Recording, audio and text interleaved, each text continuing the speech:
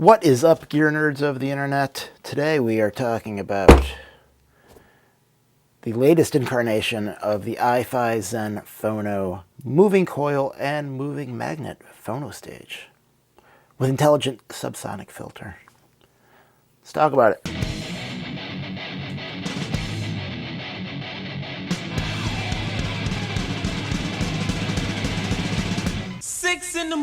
So, off the bat, I need to tell you that this was sent to me by iFi to review. I do not get to keep this. I have to send this back, much to their chagrin, because they sent me this a long time ago, and then my life got extremely complicated, and it took way longer than it should have to make this video. But here we are. We're making the video. They don't pay me, because who would pay for this? No one. Here's the box. Here's the front of the box. Here's the back of the box. Now it's upside down. Let's look at this. I will zoom in so we can see all the fancy words. Here you go if you want to read what's on the back of the box. Super impressive, I'm sure. Side of the box. Up to 72 dB of gain, which is a lot of gain, quite frankly. And then a picture of the device on the back. The box slides off. Well, this little box slides off to reveal another real box. And inside that box, you have a iFi sticker.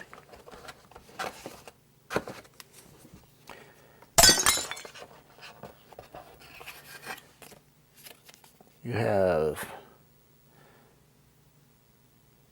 something from, this is not for this device, it's for the other iFi device. Something with really small words.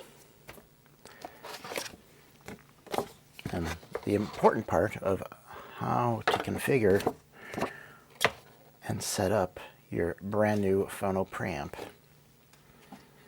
You also have your Phono preamp and another box within the box within the other box.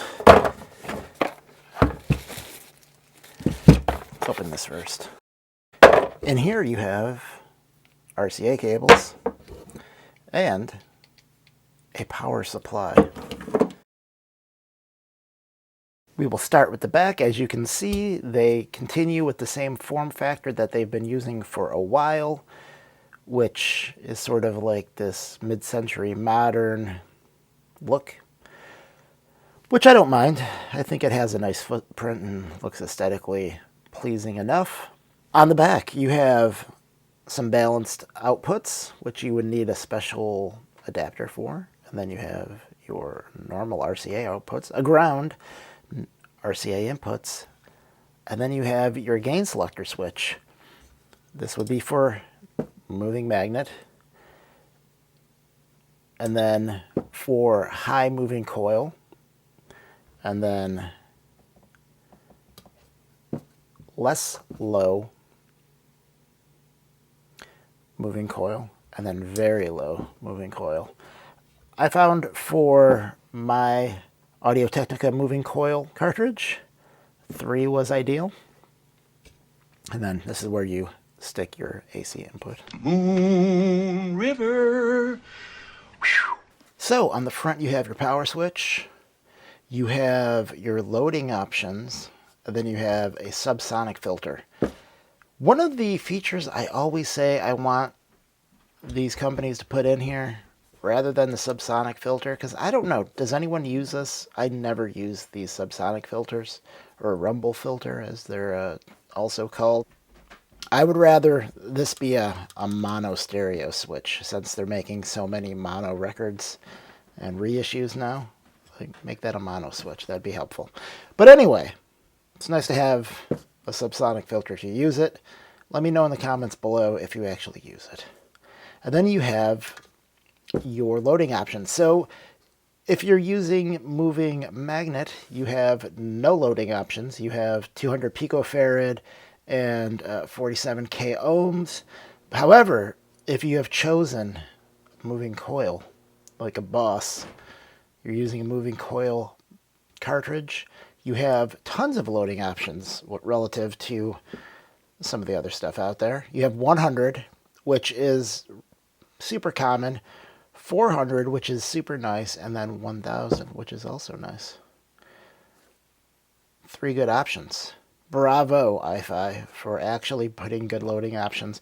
Unlike audio, I'll just say it, they have the worst loading options of all time. Get your shit together.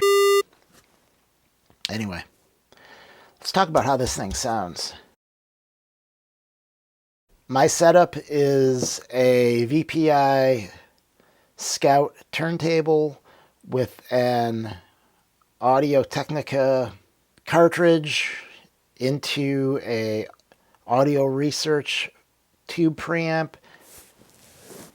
into a Rotel power amp, into KEF speakers.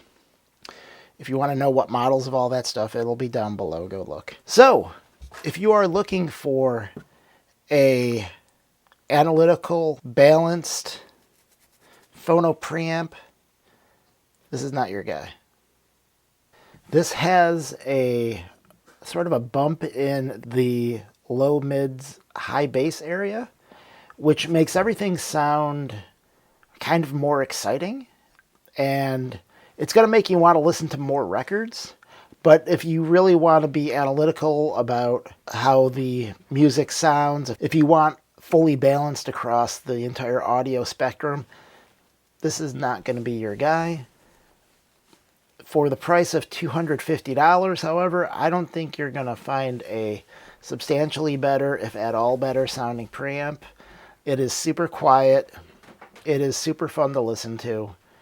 Again, it's not balanced, and it's not going to be for those analytical guys. But if you're in for the music, as people love to say, that they're in it for the music, this thing is going to be amazing sounding.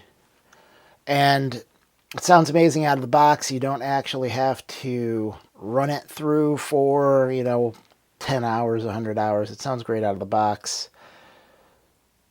Probably because all those surface mount components probably don't have much, if any, break-in. If you don't believe that break-in's a thing, I didn't used to believe that break-in was a thing too until I got a Hagerman Bugle that absolutely sounded better a day after I got it. So I'm a believer now. I'm not listening to you. You're crazy. However, this doesn't need it. If you're looking for something more analytical and something more balanced in this price range, this $200, $250 price range, the Hagerman is a good option.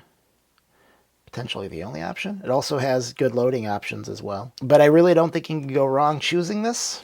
So yes, I absolutely think you should pick this up. It has only gotten better over the versions. There is an Air version that's like $100. Get this one. This sounds better. It has better options. It's nicer. That one's plastic. I think it's worth the extra $150. So let me know. Do you have one of these? Do you like this? Are you considering this? Do you use the subsonic filter? Would you actually use a mono switch? Am I crazy? Am I the only one who wants a mono switch? I don't really need a mono switch because my preamps that I have built-in mono switches, but I think people would want a mono switch. Am I crazy? I mean, I know I'm crazy, but buy it.